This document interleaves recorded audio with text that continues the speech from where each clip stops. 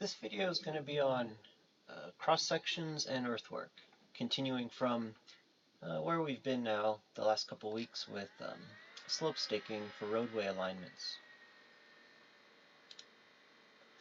So cross sections are really a way of representing a 3D volume as a two-dimensional shape. And if we think about some basic shapes here, like a cube, if we were to slice that cube along a particular section, represented there by the red lines, the resulting two-dimensional shape along that slice would obviously look like a square.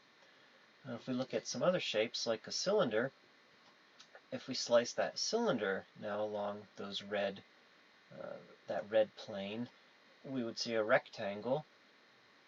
But if we sliced that cylinder horizontally now along that green plane, you would see a circle. Same with the sphere now. If we slice that sphere along the red, we would see a circle equal to the diameter of that sphere. And if we slice that sphere at a different portion, up near one of the ends, you're going to see a smaller circle. So we're doing the same thing now, essentially, with Earth. If we're looking at a profile view here in the top picture, we have this existing ground and a design profile represented by this solid line. And then these three vertical slices essentially are excuse me, acting like a knife, slicing through the earth, and what we want to see is the resulting shape down here in a cross-section view.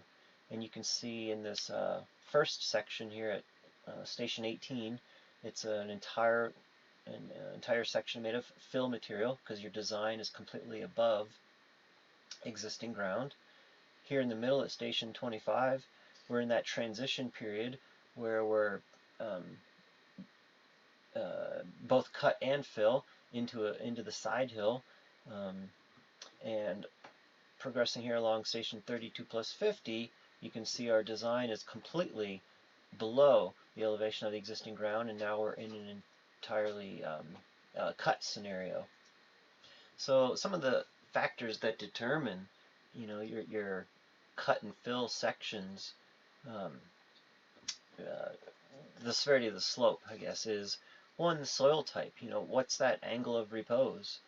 How steep can the soil withstand before it just falls, on its own due to gravity?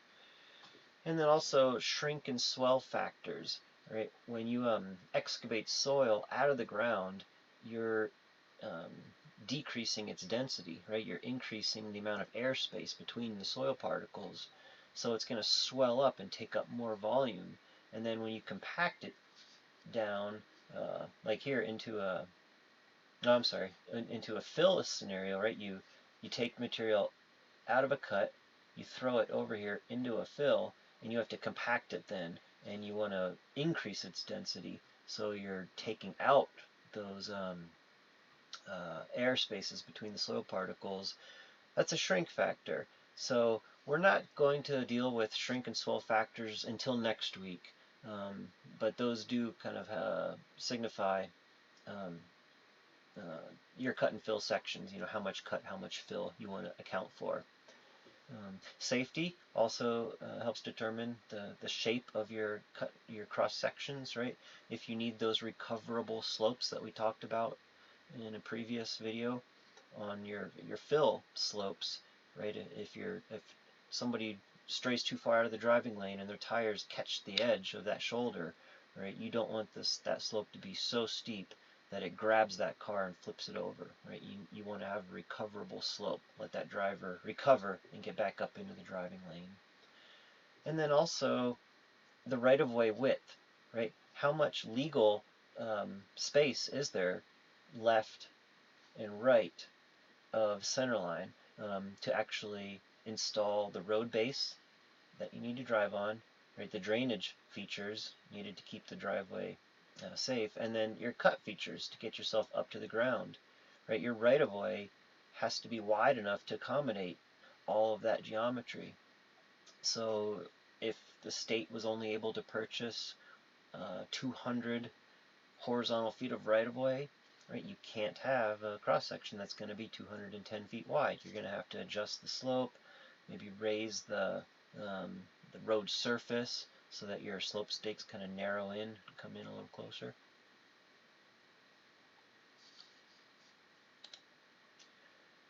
And some of the things we want to pay attention to here are units when we work through some of these calculations. So we're kind of mixing units here, but ultimately we want to end up in cubic yards. So we're familiar now, I hope, with stationing, right? Cross sections are going to be identified by the station that they fall along an alignment. The measurements that we're going to be performing, measuring in the field and off of plans, vertical and horizontal dimensions, they're going to be expressed in feet, and we know that relationship is 1 station equals 100 horizontal feet. When we calculate cross sections here in a second, our calculations are going to result in square feet. We then use those cross sections to proceed to earthwork volumes, which are going to be calculated in cubic feet, and ultimately we need to report those earthwork volumes in cubic yards.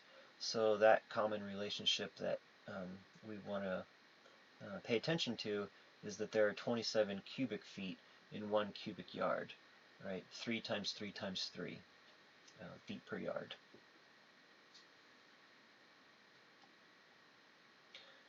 So earthwork quantities is a two-step process, and we're going to work off of this example that I'm showing here. I'm just going to leave this image up here for the next few slides.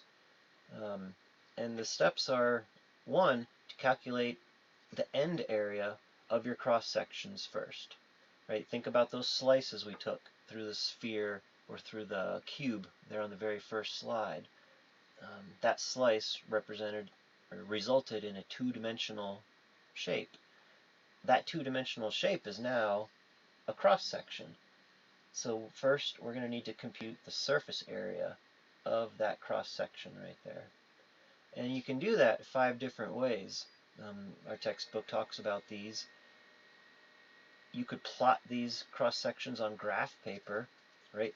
And if that graph was divided into squares and each square represented a certain unit, you could just simply count the squares contained within your cross section drawing. And actually that's kind of what we're going to do here in 2 weeks when we do a lab for earthwork quantities. Similar, not quite that basic. Number 2 is you can use a drafting tool called a planimeter. And the pictures down here at the bottom show both a manual planimeter and a digital version. And these are really neat tools. They're not used that often anymore because typically we're doing our drawings digitally in CAD, and CAD basically allows us to measure the shape of a figure just by listing the properties of a closed polyline. But a planimeter, you would anchor to a certain point on your drafting table, right? You'd have this arm with a hinge and then this little wheel down here, which is essentially your scale. And you would take this other arm and trace around the shape of your figure, cross section in this case. And the movement of that tracing action would rotate this dial to activate this scale, and you could read, if you calibrated your scale to your drawing scale, you could calculate the surface area traced at whatever map scale it was you're working at. It's a little easier with these digital scales, right? You can simply type in the scale of your paper drawing and the scale of the units that you want to be represented in the real world, and it will do that kind of conversion for you. But these aren't offered. These aren't used too much anymore because third way here is simply using a digitizer or a computer, right? If you draw this up in AutoCAD and have a closed polyline, you can simply list the area of your closed polyline figure, and that's how I'm sure 99% of these are done now in the future and going forward even more. Step 4 is you can use a geometric formula to calculate the surface area of a cross section, and we're going to go over that method here in a second. And then also step 5, you could also use a coordinate method to determine the area of your shape, and we're also going to do an example using that method. We'll get to that. So once you've determined the area, the end area of your cross sections along an alignment, then you can go to step 2, and step 2 is to actually calculate the volume between those cross sections, and ultimately that's what we want to know, right? What's the volume of material, the volume of the soil along our alignment? And that could also be done 2 ways. The first and probably the most common is the average end area method, and 2 is the prismoidal formula. And we'll look at an example with both of those here.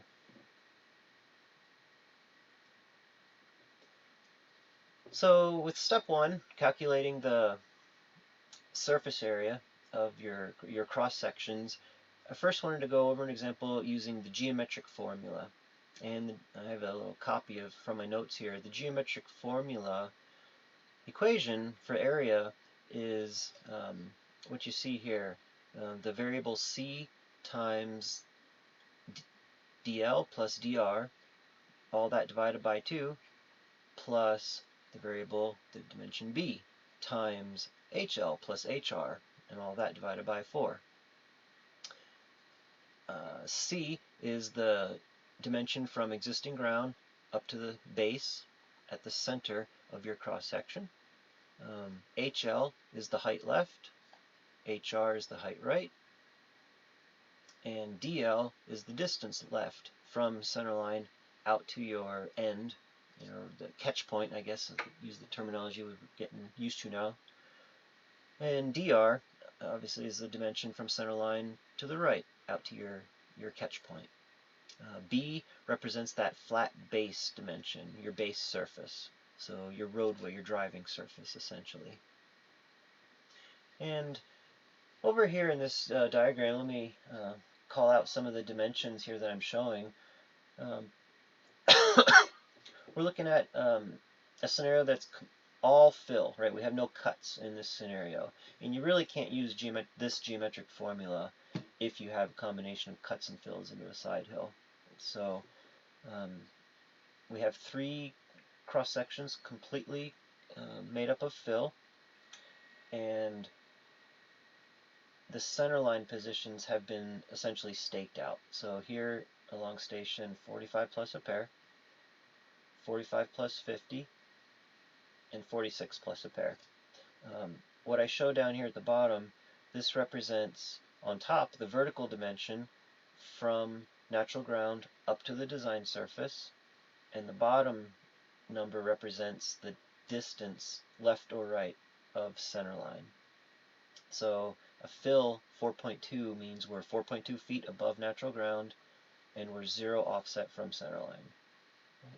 Over here, 45 plus 50, we're 3 feet above existing ground, 0 feet from center line.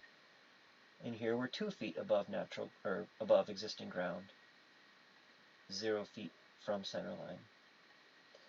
Out here on the left, I'm showing the same thing, a vertical dimension and then a horizontal dimension.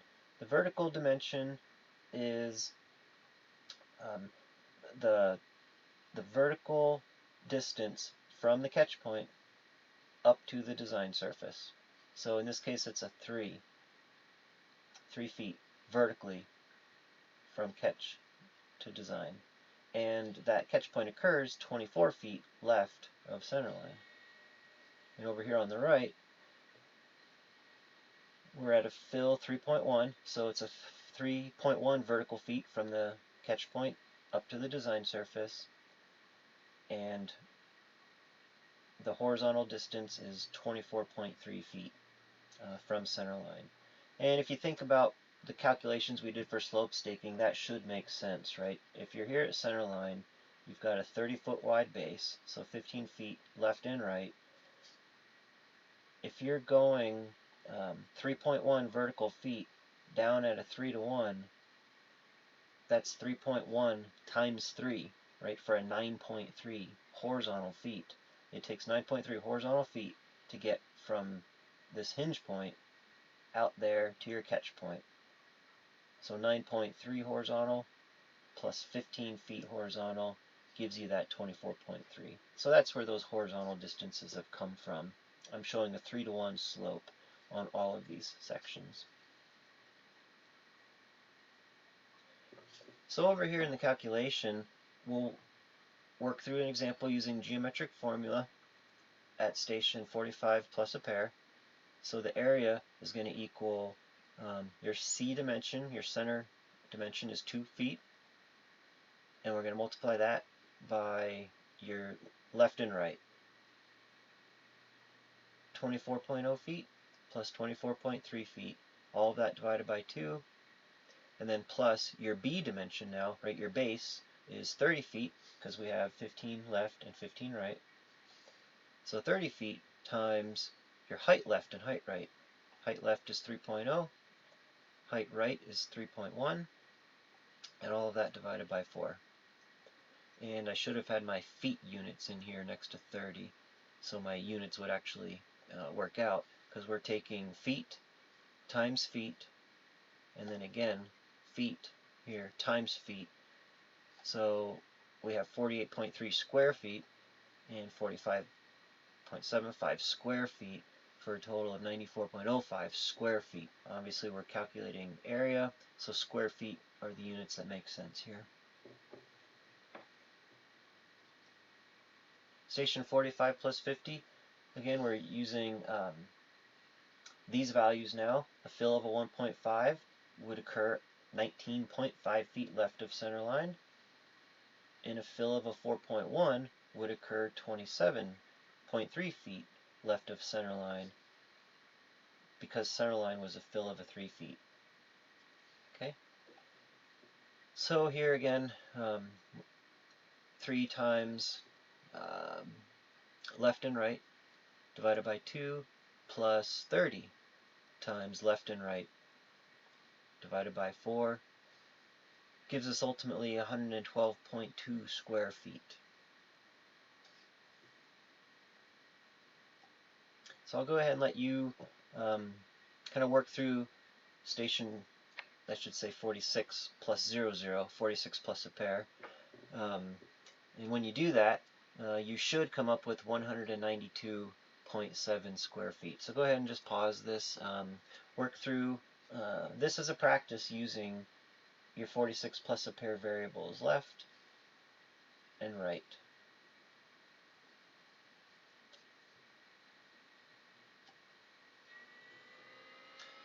The other way to compute surface area of your cross sections is using the coordinate method.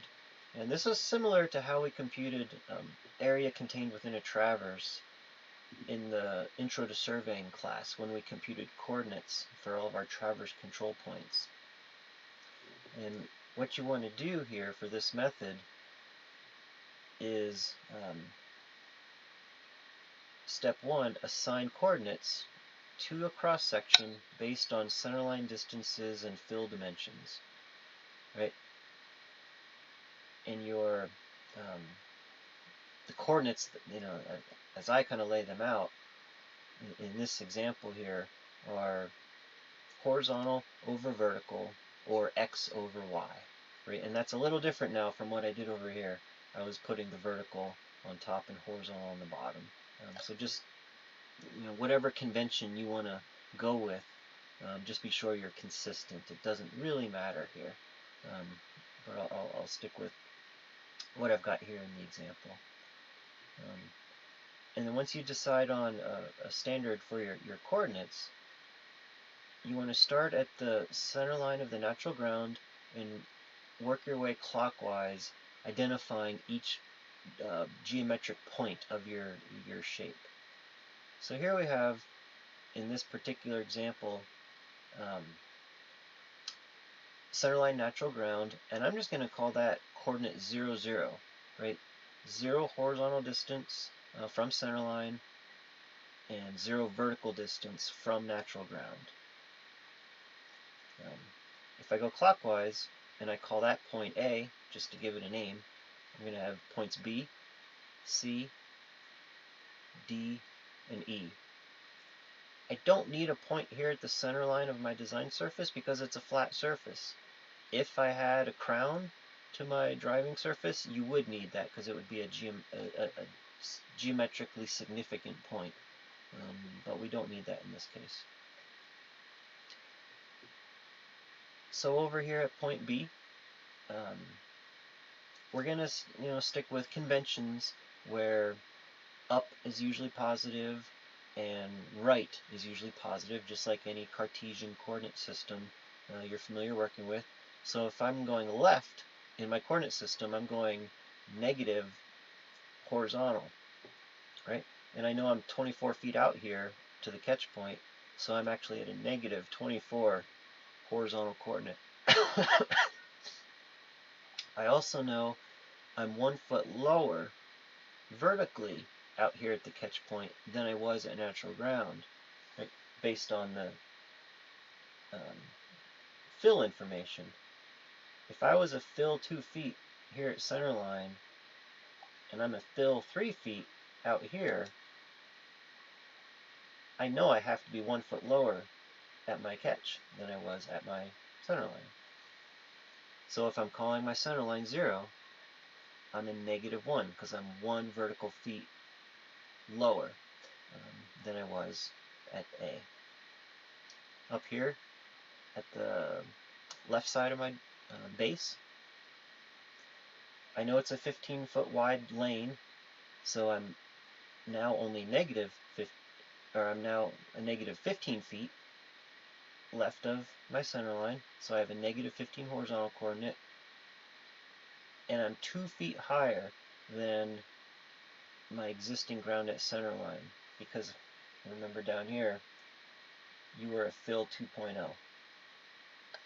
So I have a +2 vertical coordinate. Over here at D, I just passed my 0 point on my coordinate system, my horizontal coordinate system, so I've gone 15 feet in the positive right direction, so I have a +15 horizontal coordinate, and I'm still 2 feet above natural ground, or my 0 point natural ground at center line, so I'm still a +2 vertical coordinate. And then lastly down here at point E, I'm at the 24.3 positive coordinate horizontal and -1.1, because based on the fill information over here, right, again, if I'm at a fill 2 at center line and I'm at a fill 3.1 to get up to that surface out here, that means I have to be 1.1 feet lower at my catch than I was up here at center line. So I have a -1.1 vertical coordinate. And these coordinate systems are completely arbitrary. If you don't want to deal with negative values, you could call this 100, 100. I just went with 0, 0 because I think in this particular case, negatives help illustrate the directions left and right. Typically negative coordinates are a bad thing and you want to avoid them, but I actually think they're valuable here. I think they're helpful. So that was step 2. We started at the center line natural ground and we worked our way clockwise, naming our points, A through E. And then we want to set up a table, just like we did for those traverse calculations a couple months ago. Simple table, 3 columns, your point name, your X coordinate, or your horizontal coordinate, right?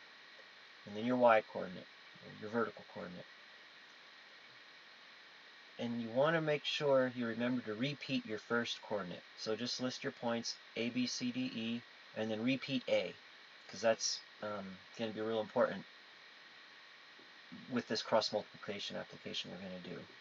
So if you list your X coordinates, A, B, C, D, E, and repeat A, we've got 0, -24, -15, +15, 24.3, and 0. And then our Y values, Y coordinates, A through E and A again, 0, -1, +2, +2, negative 1.1, and 0. And now we're basically cross-multiplying, right? The arrows represent what I'm multiplying. So if I go with my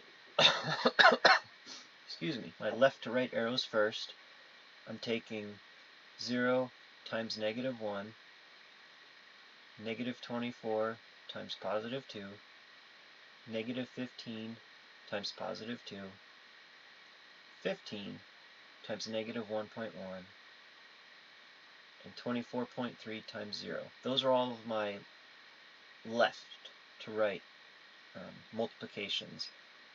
So sigma, left to right, so the sum of all of those would be a negative 94.5. Right? You're just going to take the results of those 5 multiplications and add them all up, and you should get negative 94.5. And then you want to do the same thing going right to left. So these arrows are represented right to left, 0 times a negative 24, negative 1 times a negative 15, 2 times 15, 2 times 24.3, and negative 1.1 times 0. And you can see we're dropping down a row, right, when we cross multiply. And that's why you needed to repeat that first coordinate so that E had something to multiply against. And when you were add up the sum of all of your right to left multiplications, all of those products, you should get a positive 93.6. Remember, pay real close attention to negatives and positives here. And, for example, where was I? Here, the second right to left, a negative 1 times a negative 15, right? Don't forget that that results in a positive 15. So be real aware of your signs with these coordinates. You then want to take the difference between the sums of your left and the sums of your right products. And again, pay close attention to your signs. You had a negative 94.5 left and a positive 93.6 right. So if we take the difference, we subtract those two, we actually get a negative 188.1. At this point now, you can just take an absolute value and get rid of your negative sign, because you can't obviously result in a negative area, right? That would be not possible in the dimension that we live in. You can't have a negative surface area. So this is the last step that most people forget. So if you're going to make a mistake using area by coordinates, this is the place you make a mistake, is once you get the result of the difference between your left products and your right products, you have to divide that by 2, because this is actually a double area. So divide that number by 2, and you're going to result in 94.05 square feet. And if you remember from a couple slides ago, we computed, let me go back for us, 94.05 square feet using the geometric formula. We get the exact same thing using area by coordinates. So it checks, it works. This is probably the more common way of doing area of cross sections, is area by coordinates. It's a lot easier if it's graphed out on paper. It's a lot easier to do this if it's drawn in CAD, and this is actually a much more useful application when you have a mix of cuts and fills and you don't have nice trapezoidal or prismoidal shaped figures here. So area by coordinates, I think, is the method that you're going to want to be more comfortable doing going forward.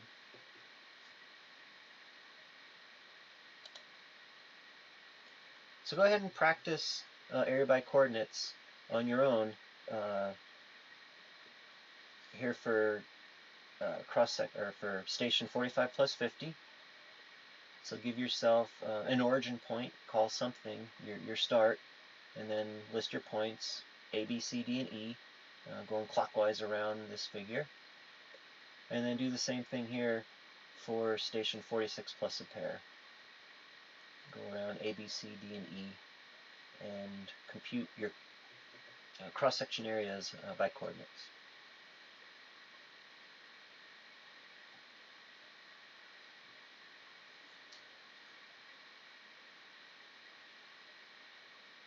Jumping ahead here, these are the numbers we got from geometric formula. They should have been confirmed if you did that by coordinates here as well. 94.05 square feet at station 45, 112.2 square feet at 45 plus 50, and 192.7 square feet at 46 plus a pair. So now we're ready to go to step 2 for earthwork. And it's actually compute the volume calculations now. We can do that 2 different ways, and I'm going to show that, or both of those ways as well. So the first and the most common way is this average end area method. And the equation for average end area, right, so volume, ultimately in cubic yards is what we want, is exactly what it sounds like. It's area 1 plus area 2 divided by 2, right? You add 2 things together, divide by 2, that's an average. Multiply that by the length, and divide by 27 to put it into cubic yards. And these variables are represented by the areas are the areas of your cross sections expressed in square feet, and the L is the horizontal distance between cross sections expressed in feet again. So if we look at example here, the volume calculation of earthwork between stations 45 and 45 plus 50, we take area 1, which is 94.05 square feet, add it to area 2, which is 112.2 square feet, divide by 2, times it by 50 horizontal feet, because we have half a station basically between those two, and divide by 27, we get 191 cubic yards of soil. Go ahead and practice this on your own here. Just go ahead and pause and compute the volume using average end area method between 45 plus 50 and 46 plus a pair. So you're using this number and this number, and you should come up with 282 cubic yards.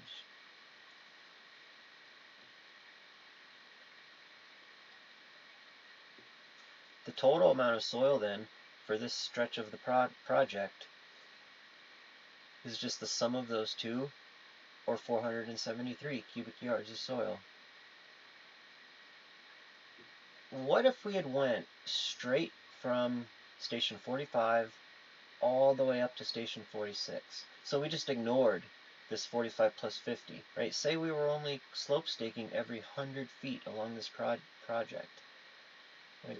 We didn't have this data available here in the middle. Well, we could still use average end area method, right? So if we went from 45 plus a pair to 46 plus a pair, our area 1 would be 9405, area 2 now is 192.7, divided by 2, and now our horizontal distance is 100 feet. It's no longer 50. We're going the entire length. Divided by 27, we get 531 cubic yards.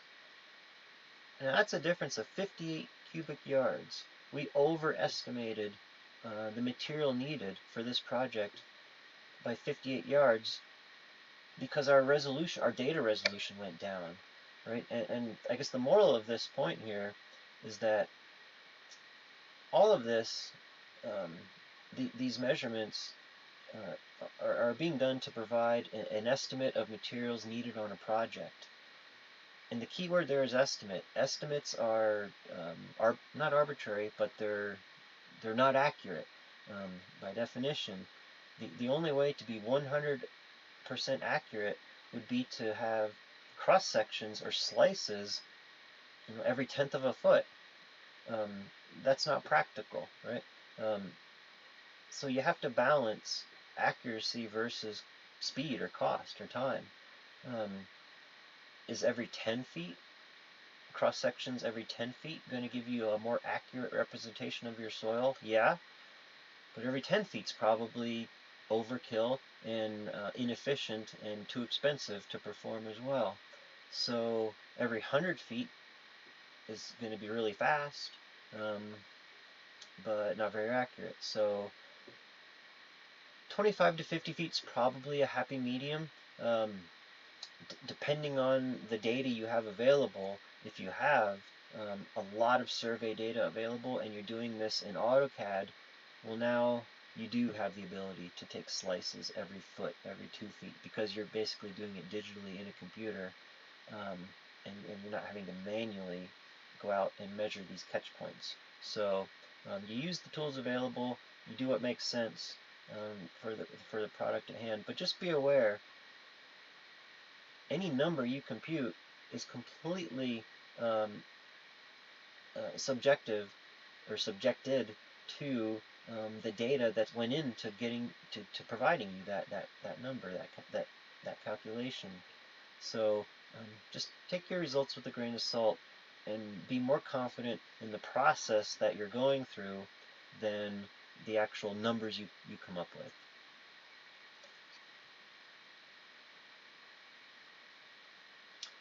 Okay, the other method to compute volume is called the Prismoidal formula, and our textbook doesn't go over this.